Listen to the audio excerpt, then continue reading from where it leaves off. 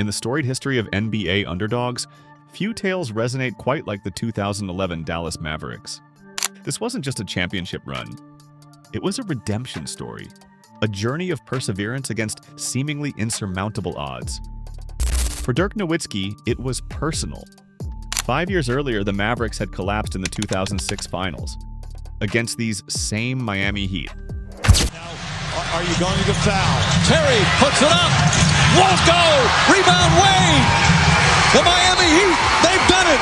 They win their first championship in franchise history. Now, at 32 years old, the clock was ticking on his championship window. For over a decade, Dirk had carried the label of great player, not a champion, despite revolutionizing the power forward position. With his unique combination of size and shooting touch, despite being an MVP, despite countless All-Star appearances and All-NBA selections, the narrative followed him relentlessly. He was too soft, too European, too finesse to lead a team to a championship. His legacy hung in the balance, threatening to place him among the greatest players never to win a title. This is the story of how a team of veterans, cast-off, and one transcendent European superstar shocked the basketball world and toppled a dynasty before it could even begin.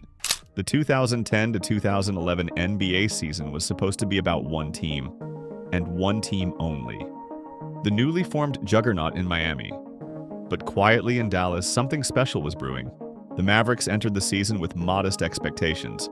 Their championship window was supposedly closing. Dirk Nowitzki was aging. Jason Kidd was 37 years old. Shawn Marion was past his prime. Jason Terry was a sixth man, not a star. But what this team lacked in flash, they made up for in experience, basketball IQ, and a chip on their shoulder the size of Texas itself. Led by the steady hand of head coach Rick Carlisle, the Mavericks stormed to a 57-25 record, good for the third seed in the ultra-competitive Western Conference. Dirk was still Dirk, averaging 23 points and 7 rebounds, with his signature one-legged fadeaway that remained virtually unguardable. This was his team, his franchise. Since being drafted in 1998, he had transformed from a skinny, unknown European prospect into the face of the Mavericks organization. He'd turned down bigger markets and superteam opportunities to stay loyal to Dallas, enduring playoff heartbreaks year after year. The 2011 season represented perhaps his final legitimate shot at the championship that had eluded him for 13 years. But this team was far from a one-man show. Jason Kidd, though no longer the triple-double machine of his New Jersey days, was the floor general who orchestrated the offense. With veteran savvy and precision passing, Tyson Chandler, acquired before the season, transformed the Mavericks' defense, providing the rim protection and rebounding they had sorely lacked for years. Jason Terry, the microwave scorer off the bench, could heat up at a moment's notice, drilling clutch threes and mid-range jumpers, with his arms spread like wings as he glided back on defense. And then there was the supporting cast. Shawn Marion with his unorthodox yet effective game.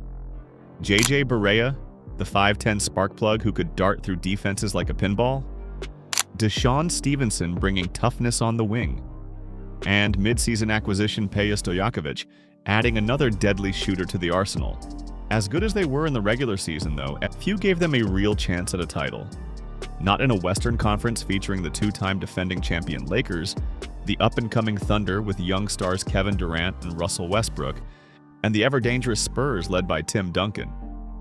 The Mavericks were seen as a good regular season team that would eventually falter in the playoffs.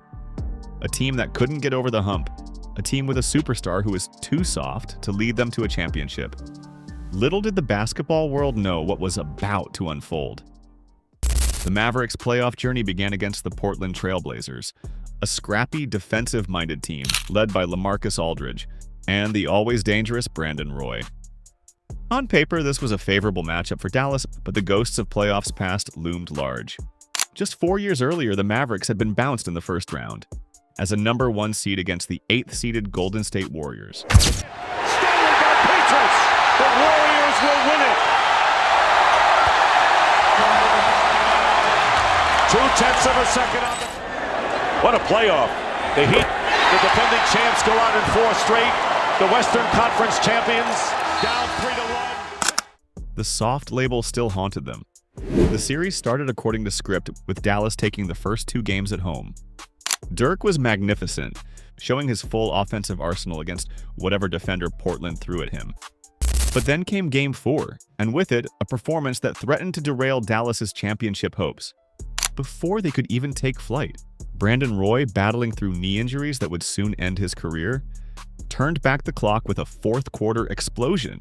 Roy scored 18 points in the final frame, including a 4-point play that brought the Rose Garden to its feet, as Portland erased a 23-point deficit to even the series. It felt like the same old Mavericks. Talented but fragile, ready to crumble when the pressure mounted. But something was different about this team. Instead of folding, they responded. In Game 5, the Mavericks regained control with a convincing win, and then closed out the series in 6 games. The first hurdle was cleared, but a much bigger challenge awaited. The defending champion Lakers awaited in the second round, led by Kobe Bryant, Pau Gasol, and coached by the legendary Phil Jackson in what would be his final season. The Lakers were seeking a three-peat. They were bigger, more athletic, and had the championship pedigree the Mavericks lacked. No one gave Dallas a chance. This was supposed to be a formality. The Lakers would dispatch the Mavericks and move on to another conference finals. Game 1 in Los Angeles set the tone. With the game hanging in the balance, the Kobe Bryant, the master of clutch moments, had a chance to win it. But a surprise happened. He passed the ball and Pau Gasol fumbled it away. The Mavericks stole home court advantage with the statement, "Win." Game 2 was more of the same. Another Dallas victory on the road, as Dirk outdueled Kobe with 24 points. The series shifted to Dallas with the Mavericks in control, but still, few believed they could finish the job. Then came Game 4, and one of the most shocking displays in playoff history. The Mavericks didn't just beat the Lakers, they embarrassed them. Jason Terry and Peja Stojakovic couldn't miss from beyond the arc, combining for 15 three-pointers as Dallas built a lead that ballooned to 30 points. The Lakers unraveled. Andrew Bynum delivered a flagrant foul on J.J. Barea. That earned him an ejection and suspension. The mighty Lakers, the defending champions, were swept out of the playoffs. It wasn't just a series win, it was a changing of the guard. Phil Jackson's coaching career ended not with another ring, but with a humbling sweep. And the Mavericks, the team nobody believed in, were halfway to the finals. Stunning! Astonishing! Spectacular! The Mavericks are through to the Western Conference Finals! The Western Conference Finals pitted the veteran Mavericks against the youthful exuberance of the Oklahoma City Thunder, led by the scoring champion Kevin Durant, the explosive Russell Westbrook, and sixth man James Harden. The Thunder represented the future of the NBA. Athletic, fast-paced, and fearless. The Mavericks were the past tense, methodical, tactical, and supposedly on their last legs. Game 1 went to Dallas with Dirk Nowitzki putting on a performance for the ages. 48 points on just 15 shots, making all 24 of his free throws. It was a masterclass in efficiency, a veteran showing the young guns how it's done. The Thunder bounced back in Game 2, stealing home court with their youthful energy, overwhelming the Mavericks. The series was even as it shifted to Oklahoma City, where one of the loudest crowds in the NBA awaited. Game 3 was a back-and-forth affair, with neither team able to pull away. With the game tied late in the fourth, it was Dirk again, hitting a tough fadeaway to give Dallas the lead for good. The Mavericks had reclaimed control. Game 4 saw the Thunder build a 15-point lead in the fourth quarter. The series was about to be tied and sending it back to Dallas all square. But then the Mavericks showed the value of experience. They chipped away at the lead methodically, with Dirk hitting shot after shot. And when the Thunder needed their stars to respond, youth showed its downside. Poor shot selection, turnovers, and panic. The Mavericks completed the comeback to take a commanding 3-1 lead and closed out the series in Game 5. Second time in franchise history, the Dallas Mavericks will play for the NBA championship. And 5 years after the fact, there's this matter of unfinished business. The young Thunder had been taught a lesson. Talent alone isn't enough. Experience, poise, and basketball IQ still mattered in the crucible of the playoffs. The Dallas Mavericks, written off as too old and too soft, were heading to the NBA Finals. As impressive as Dallas's run had been, the final hurdle seemed insurmountable. Waiting for them in the finals were the Miami Heat, the team that had dominated headlines since the previous summer. when LeBron James announced he was taking his talents to South Beach to join Dwyane Wade and Chris Bosh. This wasn't just a team, it was a basketball revolution. 3 superstars in their prime, joining forces to create what many expected would be the first of many championships. The Big Three had sent shockwaves through the NBA landscape, creating a seismic shift in how teams were built. LeBron James, the self-proclaimed chosen one, was the most physically dominant force the league had seen since Shaquille O'Neal. At 6 feet 8 inches and 250 pounds, he combined the strength of a power forward with the skill of a guard. A freight train in transition who could also pick apart defenses with his passing. He had just won back-to-back MVPs in Cleveland, but had come to Miami seeking the championship that had eluded him. Dwyane Wade, the Heat's original superstar, was Flash, one of the most explosive shooting guards in the game. His ability to get to the rim seemed to defy physics. His mid-range game was lethal, and his shot-blocking ability at his position was unmatched. He already had a championship pedigree, having led the Heat to the 2006 title against these very Mavericks. Chris Bosh completed the triumvirate. A versatile big man with elite scoring touch both in the post and from mid-range. Often overshadowed by his more famous teammates, Bosh was nonetheless a perennial all-star, who provided the interior presence the Heat needed. Together, they had created a team that seemed unfair on paper. Too much talent, too much athleticism, too much star power for any opponent to handle. They had struggled early in the season, starting 9-8 as they figured out how to play together, but by the time the finals arrived, they had hit their stride. The basketball world waited for their coronation, not their competition. They had dispatched the 76ers, Celtics, and Bulls on their way to the finals, with LeBron finally vanquishing his playoff nemesis Boston in the process. The Heat entered the finals as heavy favorites, with many expecting a coronation rather than a competition. For the Mavericks, the matchup carried extra weight. It was against these same Heat, albeit with a different roster, that they had lost the 2006 finals in heartbreaking fashion after taking a 2-0 lead. For Dirk, Jason Terry, and owner Mark Cuban, this was a chance at redemption. But few gave them that chance. The Heat had the best player in the world in LeBron, a finals MVP in Wade who had tormented the Mavericks before, and a perennial all-star in Bosh. How could Dallas possibly compete with such star power? Game 1 went according to script. The Heat took control in the second half, with LeBron and Wade connecting on alley-oops, and celebrating even before the game was decided. The 92-84 Heat victory seemed to confirm what everyone thought. This series wouldn't be close. Game 2 started the same way, with Miami building a 15-point lead with 7 minutes to go. The series was on the verge of becoming a rout, but then something remarkable happened. The Mavericks, led by Dirk playing through a torn tendon in his finger, mounted a furious comeback. They closed the game on a 22-5 run, capped off by Dirk driving past Bosh for a left-handed layup with 3.6 seconds remaining. The series was tied 1-1, and suddenly the basketball world took notice. This wouldn't be the cakewalk many had predicted. The series shifted to Dallas for Game 3, and once again the Heat appeared to take control late, building a lead behind Wade's brilliant performance. After one particularly momentous three-pointer, Wade held his follow-through pose right in front of the Mavericks bench, a moment of premature celebration that would come back to haunt him, because once again, Dallas refused to quit. With Dirk battling a 102-degree fever, the Mavericks erased the deficit, and in the final seconds, it was Dirk again, driving past Udonis Haslem for the game-winning layup. Against all odds, Dallas led the series 2-1.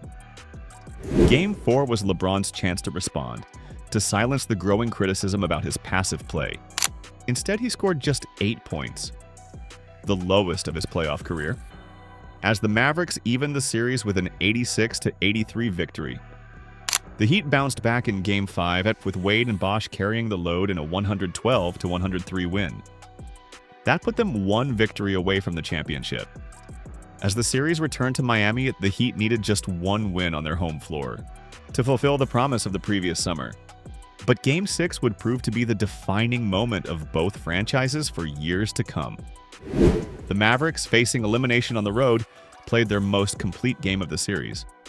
Jason Terry found his shooting stroke, scoring 27 points. Terry off the dribble, pulls up. That's good! 14 points in 14 minutes off the bench. Dirk Nowitzki been through a lot of painful playoff memories. He has been superb the last couple of games, and once again tonight. The Dallas defense swarmed LeBron, holding him to another subpar performance.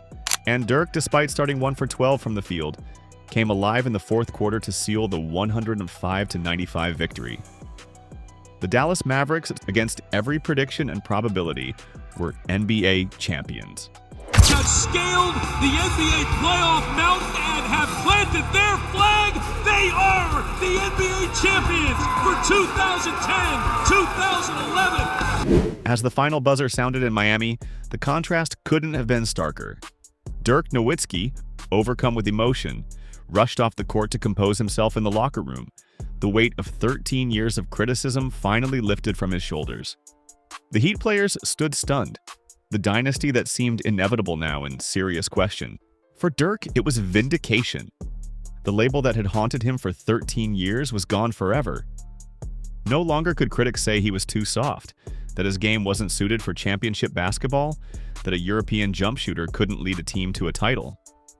In the most challenging playoff gauntlet imaginable, he had led his team past the Blazers, swept the Lakers, dispatched the Thunder, and now vanquished the mighty Heat, winning Finals MVP in the process. The one-legged fadeaway, once criticized as a finesse move, was now immortalized as one of the most unstoppable weapons in basketball history. The player who had been called soft had played through a torn finger tendon and 102-degree fever to deliver in the clutch. The superstar who supposedly couldn't win the big one had just taken down a team with 3 superstars in their prime. For the Mavericks veterans, Kidd getting his first ring at 38, Terry fulfilling the championship trophy tattoo he had gotten before the season, Marion finally reaching the NBA summit. It was the perfect culmination of careers built on basketball intelligence and perseverance. For the Heat, it was a humbling moment that forced serious reflection. LeBron, in particular, would use the failure as fuel, transforming his game and mentality in the seasons to come. But on that night in Miami, none of that mattered to the Mavericks and their fans. All that mattered was that the team everyone had counted out, the superstar everyone had doubted, had climbed to the top of the basketball world. The 2011 Dallas Mavericks didn't just win a championship, they authored one of the greatest underdog stories in NBA history.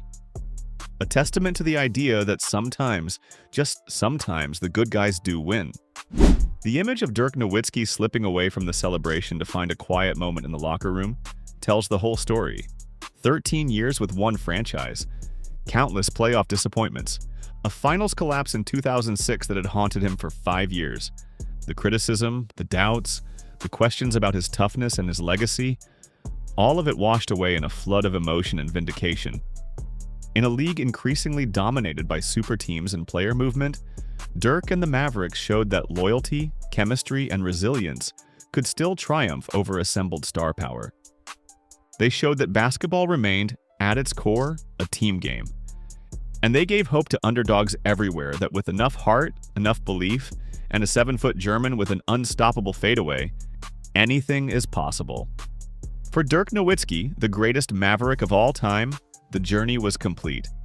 From unknown European prospect to NBA champion, from soft to finals MVP, from great player to all-time legend. The big German had finally climbed the mountain,